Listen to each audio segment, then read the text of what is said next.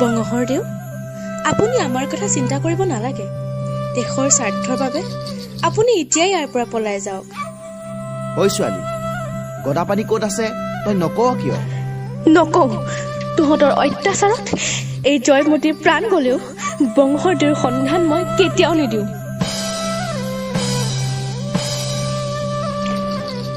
আইদেউ, আপোনাৰ ত্যাগৰ বিনিময়ত আমি আজি জয়মতী চিনেমাখনৰ শ্বুটিং সম্পূৰ্ণ কৰিলোঁ।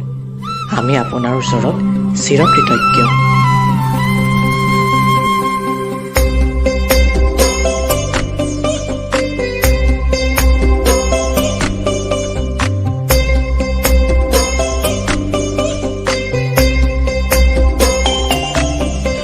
চি চি চি চি চি চি এগৰাকী ছোৱালী হৈ পৰপুৰুষক বঙহৰদেউ বুলি সম্বোধন কৰি চিনেমা কৰি দেখুৱাব আহিছ। আজিৰ পৰা তই বৰ ঘৰত প্ৰৱেশ কৰিব নোৱাৰ।